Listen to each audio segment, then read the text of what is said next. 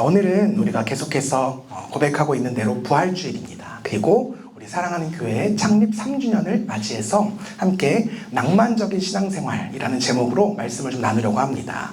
제가 오늘 말씀을 나누면서 부활하신 주님의 영광을 우리가 이 땅에서 어떻게 증거하며 살아갈 것인가, 아울러서 창립 3주년을 맞이한 우리 사랑하는 교회가 앞으로 어떠한 모습으로 어떠한 신앙생활을 추구하며 살아갈 것인지에 대해서 함께 고민하고 결단하는 시간을 가지려고 합니다.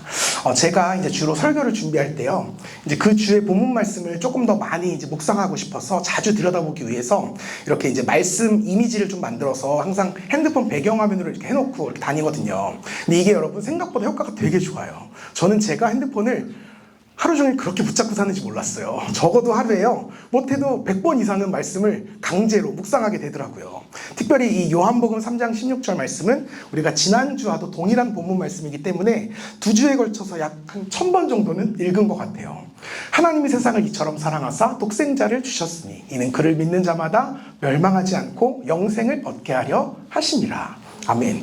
정말 이 말씀을요, 얼마나 많이 읽었냐면 막 꿈에서도 나오더라고요. 꿈에서도 외울 정도로 이 말씀을 읽고 또 읽는데요, 어느 순간 이 말씀이 저에게 이렇게 확 묵상이 되는 거예요. 이 말씀이 알고 보니까 너무나 로맨틱한 사랑 고백이었구나. 야, 과연 이보다 세상에 더 낭만적인 사랑 고백이 또 존재할 수 있을까? 이런 생각이 들더라고요. 이 낭만이라는 단어가 저에게 확 와닿는 거예요. 그래서 이 낭만이라는 단어를 제가 한번 검색해 봤습니다. 그랬더니 여러 가지 사전적인 의미가 나오는데요, 그 중에서도 저는 어느 이름 모를 작가가 고백했던 낭만에 대한 한 가지 정의가 제 가슴에 확 꽂히더라고요. 제가 좀 읽어드릴게요. 낭만은 효율을 내려놓고 기꺼이 나의 것을 포기하는 선택이다. 낭만은 효율을 내려놓고 기꺼이 나의 것을 포기하는 선택이다. 그러면서 이 낭만에 대해서 이런 짧은 에세이 한 편을 썼거든요. 저 읽어드릴게요. 낭만은 낭비에서 온다는 말이 있다. 시간과 에너지를 낭비하는 순간 우리는 낭만이라는 것을 느낄 수 있다. 우리 삶은 대체로 일, 성과, 결과, 효율, 이러한 쓸모를 중심으로 돌아간다. 그런데 낭만은 보통 쓸모없는 것으로부터 시작된다. 멍하니 하늘을 바라보는 것, 가만히 누워 두 눈을 감고 음악을 감상하는 것, 언제 끝날지 모르는 누군가를 하염없이 기다리는 것, 저 하늘의 별을 따주겠다는 실현 불가능한 약속을 쉬지 않고 내뱉는 것, 이러한 쓸모없는 시간들 속에서 사람들은 아름다운 낭만을 느끼는 것 같다. 나는 지극히 효율적인 선택을 선호하는 사람이었다. 그런데 언젠가 그러한 생각이 깨진 순간이 있다. 언제 야근이 끝날지 모르는 나를 집까지 직접 데려다 주겠다며 거의 2시간이나 되는 시간을 회사 앞에서 기다린 사람이 있다. 야근이 길어질까 부담이 됐던 나는 너무 미안한 마음에 그냥 가는 게 좋을 것 같다고 재차 이야기했지만, 그럼에도 그는 밤을 새도 좋으니 기꺼이 나를 위해 기다려주겠다고 했다. 결국 그는 2시간을 기다려 나를 만났고 우리는 무려 2시간이 걸리는 퇴근길을 함께 동행했다. 평소라면 그렇게 아깝게 느껴졌던 2시간의 야근과 2시간의 퇴근 시간이 그와 함께였다는 이유로 그 순간에는 결코 낭비라는 생각이 들지 않았다. 도리어 너무나 낭만적인 시간이었다.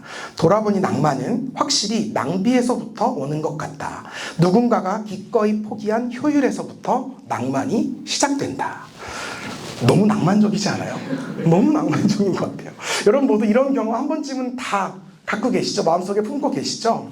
분명 우리 집과는 반대 방향임에도 불구하고 사랑하는 사람과 조금이라도 더 함께하고자 굳이 반대길을 함께 걸어갔던 그 경험이 여러분에게 다 있으실 거예요. 없으면 너무 팍팍한 거예요.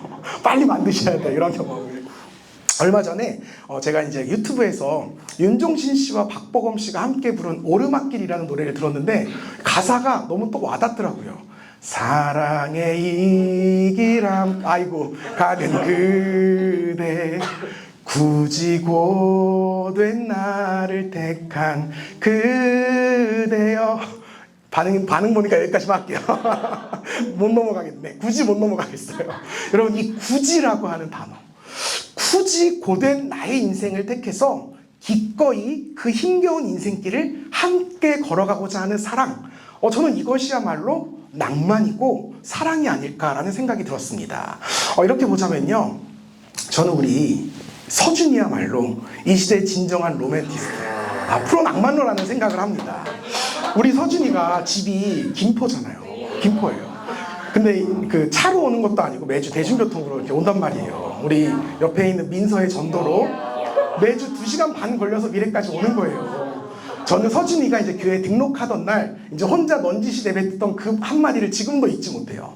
야, 내가 예전 교회 다닐 때 1시간 걸려서 다녀서 힘들어서 못 다녔는데 이제 교회 오는데 2시간 반 걸리게 생겼네. 여러분, 상식적으로는요, 이게 말도 안 되는 선택이죠. 무슨 교회를 2시간 반 걸려서 다니는 사람이 어디 있어요, 세상에. 요즘 2시간 반이면 홍콩도 가잖아요. 근데 그 시간과 노력을 들여서 여기까지 오는 거예요. 왜? 제가 좋아서. 이렇게까지 반응이 없어요. 농담이고요. 여기에 민서가 있잖아요. 민서가 있으니까. 또 어느새 한껏 정들어버린 우리 한 식구가 된 교회 식구들이 있으니까 여기까지 올 수 있는 거예요. 저는 이게 바로 낭만이고 사랑이라고 생각을 합니다. 우리 서준이가 이제 흑백요리사 이제 곧 나갈 텐데 흑백요리사 셰프명이 아기야마 셰프잖아요. 저는 이제 나름 기도하고 있어요. 우리 이제 아기티를 다 벗으면 낭만하마로 로맨틱 히포로 이제 됐으면 좋겠다 이런 생각이 있습니다. 사실 뭐 우리가 그 뭐 서준이뿐만이 아니죠. 이 가운데 절반 이상은 다 이 동네 안 삽니다. 위례 안 살아요. 우리 이렇게 뭐 서쪽마을, 서빙구, 송도에서도 이렇게 매주 오시고요. 서빙구 보세요. 추워서 아직도 패딩 입고 오잖아요. 우리랑 다른 세계 살아요. 또 남쪽 땅끝마을, 우리 동탄에서도 오고요. 축전에서도 오고, 분당에서도 오고, 마포에서는 아직 안 왔나 봐. 아직 도착을 못했어. 마포에서도 오고 있고요. 김포에서도 오고요. 여러분, 효율성으로만 따지면요. 진짜 빵점짜리 교회예요. 빵점짜리 교회. 하지만 그럼에도 불구하고 여러분들 여기까지 왜 오시는 거예요? 제가 좋아서? 반복하면 원래 이렇게 반응이 있는데 여기까지만 할게요. 우리에게 낭만이 있기 때문이에요. 낭만. 이 교회를 사랑하고 내가 함께하는 이 교우들을 너무 좋아하니까, 사랑하니까 내 효율을 내려놓고 기꺼이 나의 것을 포기하는 선택을 한다는 겁니다. 저는 이것이야말로 우리들의 낭만적인 신앙생활이라고 생각해요. 그리고 우리 교회가 앞으로도 추구해 나가면 좋겠다라고 생각하는 아름다운 신앙생활의 표본이라고 생각합니다. 뭐 단순히 멀리서 오는 걸 말씀드리는 게 아니라요. 사랑하기 때문에 기꺼이 나의 것을 낭비하고 포기할 수 있는 그 마음. 이것이 진정한 신앙이지 않을까라고 생각을 합니다. 그래서 저는 진지하게 올해 들어서 진지하게 고민 중이에요. 교회 이름을 낭만교회로 좀 바꾸고 싶다라는 마음이 저에게만 있습니다. 누군가 말은 하지 않겠지만 피식하고 비웃었기 때문에 네, 패스하겠습니다. 느낌 있지 않아요? 로맨틱 처치 넘어가겠습니다. 근데 제가 여러분 이 성경을 읽다 보니까요. 성경에도 이런 낭만적인 사랑, 낭만적인 신앙생활을 했던 성경인물 한 사람이 등장하더라고요. 그가 바로 오늘 우리가 함께 읽은 본문 말씀 속에 등장하는 예수님 앞에 향유옥합을 깨뜨렸던 마리아라고 하는 여인입니다. 예수님께서요, 이제 십자가를 지시기 위해서 예루살렘으로 가시던 중에 베단이라는 마을에 들리셨어요. 그곳에는 예수님께서 정말 특히 사랑하시던 나사로, 마르다, 마리아라고 하는 3남매가 살고 있었습니다. 그들은 예수님께서 자신들의 동네에 오셨다는 소식을 듣고요. 이 시몬이라는 사람의 집을 빌려서 왜 빌렸는지 몰라요. 가운데 있어서일 수도 있고 넓어서일 수도 있고 어쨌든 이 사람의 집을 빌려서 예수님을 위한 잔치를 열었습니다. 그렇게 한참 잔치가 진행되던 중에 이 나사로의 둘째 동생, 막내였던 마리아가요, 자신의 가장 소중한 보물이자 전 재산이었던 순전한 나드 한 옥합, 즉 값비싼 향유를 가지고 와서 예수님의 머리에 이렇게 붓기 시작합니다. 그것도 한 옥합 전부를 다 쏟아 부어요. 그러자 그 광경을 지켜보던 수많은 사람들이요, 크게 흥분하면서 마리아의 행동을 비난하기 시작합니다. 심지어 예수님의 제자들마저도 그런 마리아의 행동을 책망하기 시작해요. 말씀을 한 구절 같이 읽어볼까요? 읽겠습니다. 시작. 어떤 사람들이 어찌하여 이 향유를 허비하는가? 이 향유를 300데나리온 이상에 팔아 가난한 자들에게 줄 수 있었겠도다 하며 그 여자를 책망하는지라. 아멘. 왜 이 사람들이 그렇게 마리아의 행동에 격분하면서 그녀를 비난하고 책망했느냐? 이 말씀 그대로예요. 이유는 하나입니다.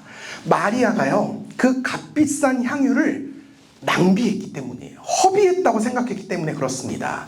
우리가 앞서도 이야기했듯이 이 세상에서 가장 중요한 가치가 뭐예요? 효율성입니다. 우리는 효율성의 시대를 살아가고 있죠.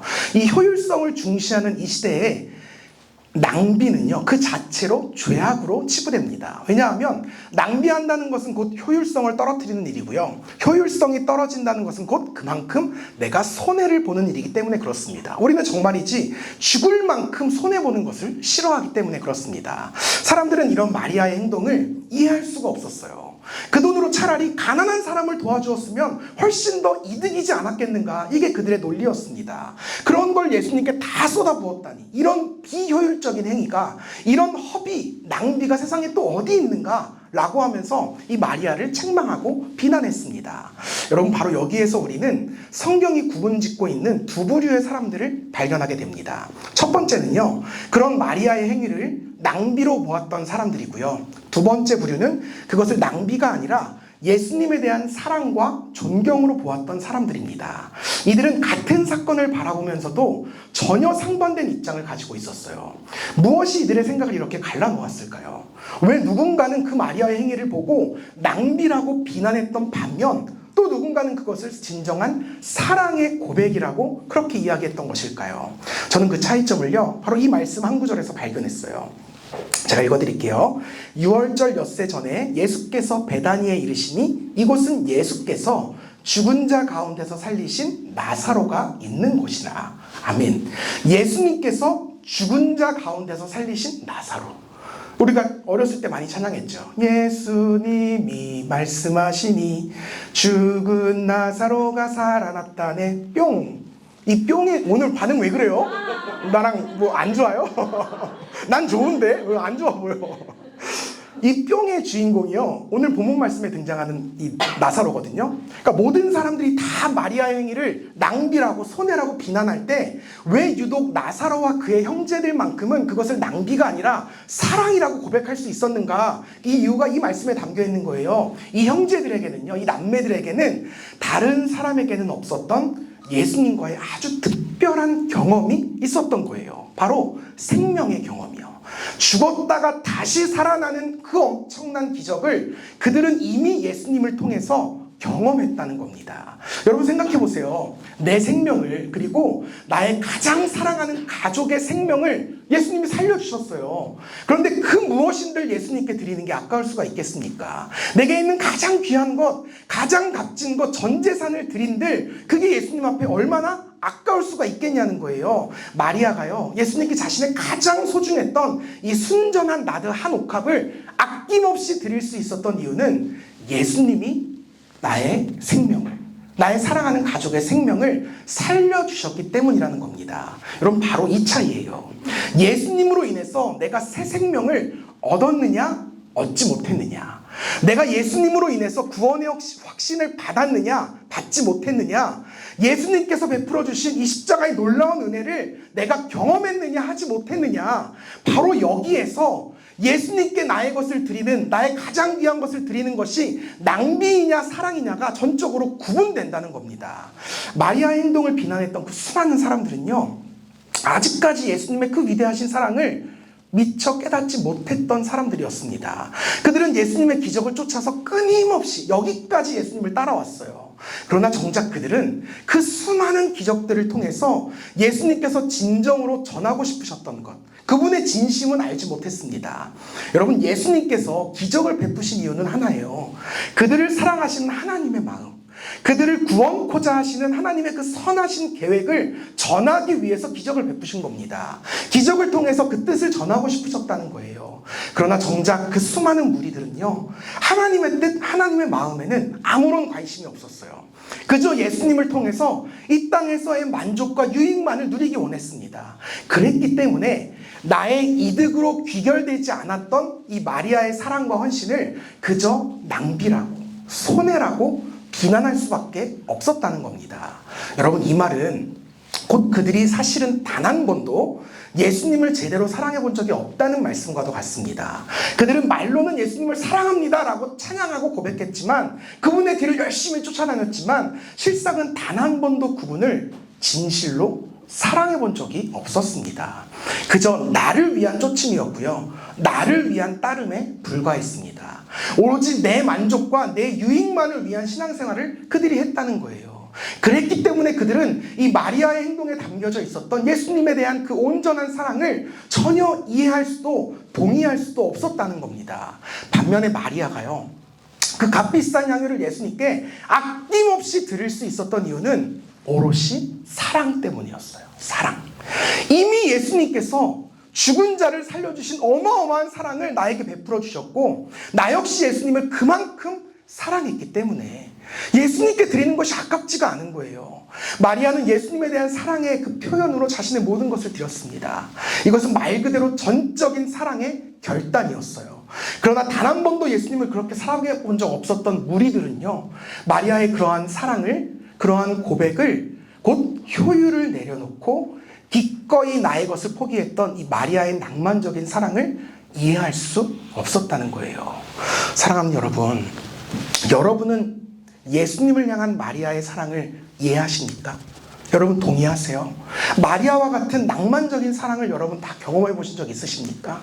꼭 굳이 예수님이 아니라 할지라도 어떤 사람과 누군가와 사랑에 빠져보는 그런 비상식적인 삶을 여러분들 살아보신 적 있으시죠? 왜 이렇게 팍팍해요 인생들이. 사람이요, 나에게 있는 가장 값진 것을 주면서도 전혀 아까운 줄 모르고 막 퍼주는 시기가 있거든요. 바로 사랑에 빠졌을 때 그렇습니다. 남자가 여자를 가장 사랑하는 그 순간은 언제냐면, 그녀와 결혼을 하기 위해서 빚을 내서라도 내가 집을 구하겠다 라는 결심이 설 때입니다. 여러분 요즘에 집값이 얼마나 비싸요. 기본이 막 10억부터 시작하잖아요. 여러분 평생 일해서 이 돈 다 벌 수 있어요? 못 벌어요. 제가 봤을 때 이 중에 대부분 못 버실 것 같아요. 다 버시면 좋겠지만 못 벌 가능성이, 다 번다 칩시다. 네, 다 벌어요. 나도 벌 거야. 나도 벌 거야. 여러분 우리가 평생 일해도요, 이 돈 다 벌기 쉽지 않아요. 이 아파트값 갚기 쉽지 않아요. 근데 그런 집을 우리가 왜 사요? 사랑하니까 잠시 눈이 도는 거예요. 잠시 눈이 돌아서 내 영혼까지 다 끌어모아서 그 은행의 종신 노예 계약서에 딱 도장 찍는 거예요. 여러분 그런가 하면 세상에서 가장 위대한 사랑은 우리가 어머니의 사랑이라고 하잖아요. 엄마는 정말 그 자녀에게 모든 것을 다 내어줍니다. 하다못해 뱃속에 자녀를 품고 있을 때는 내 몸속 안에 있는 영양소까지 다 퍼줍니다. 그래서 여자들은 애 낳고 키우잖아요. 확 늙어요. 죄송해요. 확 늙어요. 저도 가끔씩 이제 SNS 보면 막 10년 전 오늘 이런 거 뜨잖아요. 깜짝 놀라요. 제가 처음 만났던 김신혜는 차지용과 차유주를 낳고 지금 이 세상에 없어요. 더 예뻐졌다니까. 더 예뻐져서 못 알아봐. 여러분 말 잘해주셔야 돼요. 지금 여기 없는 게 얼마나 감사한지 몰라요. 그렇게 여러분 엄마는요, 자신의 젊음까지도 다 바쳐서 자녀들에게 주는 거예요. 근데 여러분 엄마들이 그렇게까지 해서 내가 자녀들을 키워내는 일을 후회할까요? 아니에요. 저희 어머니가요 저한테 그랬어요. 내가 세상에 태어나서 한 일 중에 제일 잘한 건 널 이렇게 키워낸 거다 라고 말씀하셨어요. 진짜예요. 물어보세요. 네, 오늘 물어볼까 봐 우리 엄마 오늘 안 왔나 봐. 진짜예요. 그리고 그 엄마들을 보면요, 내가 잘 되는 것보다 자녀가 잘 되면 더 좋아해요. 전 아직 그렇진 않거든요. 내가 잘 되는 게 더 좋거든요. 근데 저희 아내는 안 그래요. 자녀가 잘 되면 더 좋아하더라고요. 근데 여러분 남자들이요, 노예 계약까지 해가면서 사랑하는 가족들을 위해서, 아내를 위해서 집을 장만한 거에 후회할까요? 그렇지 않아요. 도리어 그 집은요, 이 남자에게 있어서 그 가족들 앞에 너무나 자랑스러운 훈장이고 트로피예요. 설령 빚이라 할지라도 그게 나에게는 자랑이고 트로피가 된다는 거예요.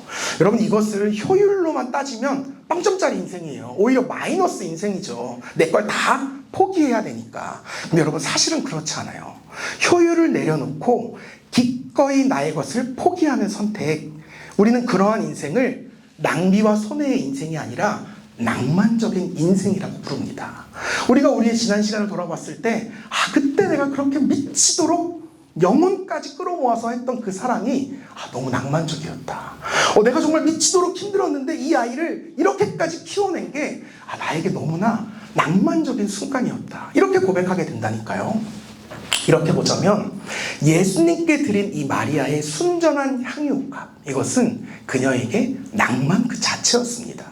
내가 이 귀한 향유로요, 이것도 할 수 있고 저것도 할 수 있어요. 보통 이게 그 당시에 여성들에게 있어서는 그 결혼 지참금이었거든요. 결혼할 때 쓰는, 평생에 딱 한 번 쓰는 그 전재산이었어요. 근데 그걸 예수님께 드린 거예요. 이것저것 재지 않고 따지지 않고 예수님께 한순간에 드린 겁니다. 그녀는 기꺼이 나의 것을 포기하고 나의 전부를 드렸어요. 왜요? 이미 예수님으로부터 훨씬 더 큰 사랑을 받아 누렸기 때문에 그렇습니다. 이미 죽었던 나사로를 다시 살려주신 주님의 그 위대하신 사랑을 누려보았기 때문에 아낌없이 드릴 수 있었다는 겁니다. 나아가 그녀는요, 그녀 역시도 예수님을 너무나 사랑했어요. 그래서 그녀 역시 자신의 모든 것을 아낌없이 내어주면서도 그렇게 아까워하지 않을 수가 있었던 거예요. 이것이 그녀의 낭만적인 신앙생활이었습니다. 뿐만 아니라 마리아는요, 예수님께서 지금 왜 예루살렘을 향해 가시고 계신지 그 이유를 너무나 분명하게 알고 있었어요. 왜냐하면 예수님께서 하셨던 말씀을 그녀는 기억하고 있었거든요. 말씀을 볼게요. 인자가 온 것은 섬김을 받으려 함이 아니라 도리어 섬기려 하고 자기 목숨을 많은 사람의 대속물로 주려 함이니라. 아멘. 마리아는요, 예수님께서 예루살렘으로 가시는 이유가 자신의 생명으로 우리를 살리시기 위해서, 나를 구원하시기 위해서라는 사실을 이미 알고 있었어요. 어쩌면 이번이 예수님을 뵙는 마지막 순간이라는 사실을 그녀는 알고 있었습니다. 그랬기 때문에 그녀는 자신의 가장 소중한 향유를 예수님께 부어서 그분의 장례를 미리 준비했다는 거예요. 나를 살리시기 위해서 십자가를 지시는 예수 그리스도, 그런 예수님을 향해 무엇이 아까울 수가 있겠습니까? 사랑하는 성도 여러분, 오늘 말씀의 하이라이트, 키포인트는 이 지점입니다. 여러분은 오늘 무엇을 위해서 예수님을 따르고 계십니까? 무엇을 위해서 예수님을 구주로 고백하며 그분의 길을 따라가고 계십니까? 예수님을 따라가면 그래도 내 삶이 조금은 더 나아지겠지? 뭐라도 콩고물이 좀 떨어지는 인생이 되겠지? 이런 마음으로 우리가 혹시 예수님의 뒤를 따르고 있는 것은 아닌가, 한번 스스로의 믿음을 점검해 보시면 좋겠습니다. 아니면 마리아처럼 예수님께 받은 그 사랑에 정말 감사해서, 나를 살려주신 그분의 그 십자가 은혜에 감격해서 그 구원의 기쁨 속에서 나도 예수님을 전적으로 사랑하겠습니다, 이런 결단 속에 우리 주님을 따르고 계십니까? 여러분, 이 생각의 차이는요, 놀랍게도요, 우리의 신앙생활을 통해서 고스란히 드러나요. 내 믿음이요, 내 신앙 고백이 나만 알고 있는 것 같은데 그렇잖아요. 다른 사람들도 내가 어떤 신앙 고백을 하는지 다 알 수 있습니다. 제가 결론부터 말씀을 드리면, 나의 유익을 위해서 예수님을 쫓는 이들의 신앙생활은요, 지극히 상식적인 신앙생활입니다. 반면에 진정 주님을 사랑하기 때문에 예수님을 따르는 이들의 신앙생활은 지극히 낭만적인 신앙생활이에요. 이게 어떤 차이가 있을까요? 여러분, 상식적인 신앙생활이란 쉽게 말해서 적당히의 신앙생활입니다. 예수님을 따르되 적당히 따르자는 거예요. 적당히. 예수님께 나의 것을 드리긴 드리되 적당히 드리자는 겁니다. 나의 시간도 적당히, 나의 재능도 적당히, 나의 물질도 적당히, 그저 적당히 신앙생활하는 것으로 충분하다고 여깁니다. 그리고 이러한 상식적인 신앙생활이 마치 이 시대의 건강한 신앙생활인 것처럼, 합리적인 신앙생활인 것처럼 그렇게 우리의 신앙을 포장합니다. 도리어 누군가, 우리 주변에 누군가가 좀 과하게 신앙생활하는 것 같으면 그를 비난해요. 야, 그거 시간 낭비야. 너 그거 물질 낭비야. 돈 낭비야. 너 그거 재능 낭비야. 뭐 하려고 그렇게까지 해. 널 위해 살아. 이게 우리들의 상식적인 신앙생활의 모습이라는 거예요. 마치 예수님의 제자들이 마리아를 향해서 그 값비싼 향유를 왜 낭비하는가 라고 비난했던 것처럼 그 모습이 똑같이 우리에게 나타난다는 거예요. 그러나 여러분, 정말 그럴까요? 이 상식적인 신앙생활, 이 적당히 예수님을 사랑하는 신앙생활이 정말 우리에게 합리적이고 건강한 신앙생활이 맞을까요? 한번 입장을 바꿔서 우리가 한번 생각해 봅시다. 하나님께서요, 저와 여러분을 사랑하시되 그저 상식적인 선에서 적당히 사랑하셨더라면 여러분, 우리가 어떻게 되었을까요? 아마 오늘의 본문 말씀이 이렇게 바뀌지 않았을까요? 하나님이 세상을 적당히 사랑하사 상식적으로 독생자를 주시기까지는 못하셨으니 이는 그를 믿는 자들도 대속의 은혜를 얻지 못해 결국 멸망할 것이니라. 우리가 상식적으로 하나님의 사랑을 받잖아요. 이런 결과가 철회된다는 거예요. 우리를 향하신 하나님의 사랑이 정말 상식적이라면, 그래서 자신의 하나뿐인 아들까지 내어주지는 못하는 사랑이었더라면 우리가 과연 하나님 앞에 진정한 구원을 받을 수 있었을까요? 아니요. 예수님의 십자가 없이는 세상 그 누구도 구원에 이를 수 없다고 성경이 기록해요. 하나님께서 우리에게 상식적인 사랑을 주셨더라면 이 자리에 있는 그 누구도 구원에 이를 수 있는 사람은 없는 겁니다. 그러나 사랑하는 여러분, 우리를 향하신 하나님의 사랑은 결코 그런 상식적인 수준이 아니셨어요. 그분의 사랑은 상식을 넘어선 낭만 그 자체였습니다. 다시 말씀을 보세요. 하나님이 세상을 이처럼 사랑하사 독생자를 주셨으니 이는 그를 믿는 자마다 멸망하지 않고 영생을 얻게 하려 하심이라. 아멘. 하나님께서 세상을 이처럼 사랑하셨어요.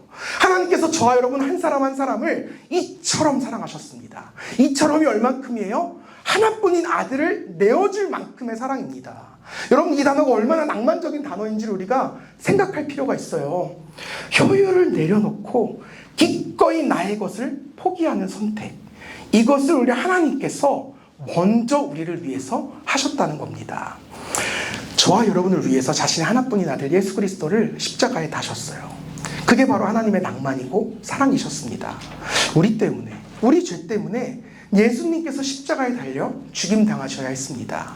온몸이 찢겨지고 온몸의 피가 다 떨어질 만큼, 다 흘릴 만큼 그 상식을 뛰어넘는 사랑, 바로 그 사랑이 나를 향하신 하나님의 사랑이라고 성경은 증거하고 있는 겁니다. 사랑하는 성도 여러분, 우리가 이런 엄청난 사랑을 받았습니다. 그런데 우리는 언제까지 그저 상식적인 사랑, 상식적인 결단, 상식적인 순종에만 머무르겠습니까? 우리는 언제까지 내 것을 손해보지 않는 적당히의 신앙생활을 계속 유지하면서 그렇게 신앙생활 하시겠습니까? 이젠 우리가 우리의 신앙생활의 태도를 바꿔야 합니다. 더 이상 마리아의 향유를 바라보면서 가리키면서 이건 낭비야라고 고백하는 신앙생활을 해서는 안 됩니다. 정녕 예수님을 향한 사랑이었구나 라고 고백할 수 있는 그런 낭만적인 신앙생활이 우리 모두에게는 필요합니다. 말씀을 맺으면서 여러분께 도전하려고 합니다. 여러분, 이제 정말 우리가 우리의 신앙생활을 상식적인 신앙생활에서 낭만적인 신앙생활로 바꾸어 봅시다. 적당히의 신앙생활이 아니라 온전히의 신앙생활로 바꿔보자는 거예요. 그저 나의 만족, 나의 유익만을 위해 예수님을 쫓는 그런 시시한 신앙생활이 아니라 그분의 위대하신 사랑을 체험했기 때문에 그분을 따라가는 신앙생활, 나 또한 정말 예수님을 사랑하기 때문에 그분을 따르는 그런 신앙생활, 나의 것을 드림에도 전혀 아깝지 않은 그런 낭만적인 신앙생활을 우리가 함께 도전해보자는 거예요. 여러분, 저는요 분명하게 확신해요.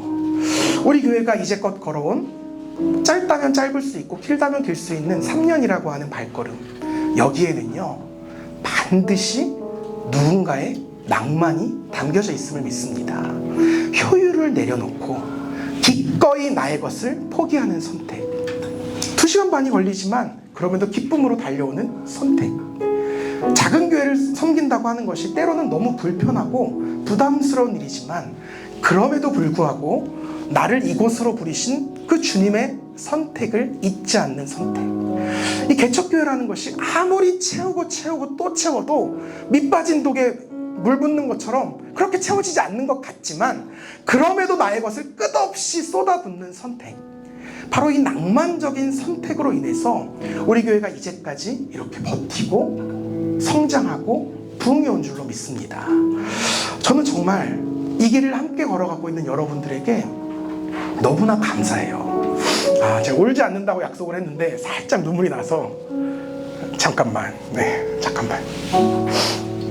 정말 진심으로 감사하고 축복해요. 이 노래를 꼭 불러드리고 싶었어요.